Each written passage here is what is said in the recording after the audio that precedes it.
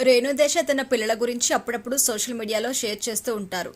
ఏటైనా తీర్థయాత్రలకు వెళ్ళినా, ఏదైనా ఈవెంట్కి వెళ్ళినా, అఖీరా పియానో వాయించినా, ఆద్య అల్లరైనా ఇలా ఏదో ఒకటి రేణుదేశ సోషల్ మీడియాలో షేర్ చేస్తుంటారు. తాజాగా రేణుదేశ తన కూతురు ఆద్య బర్త్డే సందర్భంగా ఒక వీడియో షేర్ చేశారు. బర్త్డే కదా అని ఏదో గ్రాండ్గా కాకుండా చాలా సింపుల్గా సెలబ్రేట్ చేసుకున్నట్టుగా కనిపిస్తోంది. బర్త్డే కదా అని హడావిడి ఏమీ వద్దని చాలా సింపుల్గా బర్త్డేని సెలబ్రేట్ చేయమని ఆద్య కోరిందట. వాటికి ఖర్చు పెట్టే డబ్బుల్ని ఎన్జీఓకి వాడమని చెప్పిందట. అలా ఎన్నో మూగజీవాలకు ఆ డబ్బులు ఉపయోగపడతాయని సలహా ఇచ్చిందట. తన కూతురు ఇలా చెప్పడంతో తల్లిగా రేణుదేశ ఎంతో మురిసిపోయినట్టుగా కనిపిస్తున్నారు. ప్రస్తుతం రేణుదేశ షేర్ చేసిన వీడియో వేసిన పోస్ట్ అందరినీ ఆకట్టుకుంటుంది. ఇక పవన్ కళ్యాణ్ సేవాగుణాన్ని అటు అఖీరానందన్ ఇటు ఆద్య ఇద్దరు పునికి పుచ్చుకున్నట్టుగా కనిపిస్తోంది. పవన్ కళ్యాణ్ ఇలాగే అందరికీ సహాయం అందిస్తూ ఉంటారు. వీలైనంత వరకు అందరికీ సహాయం చేసేందుకు ప్రయత్నిస్తారు.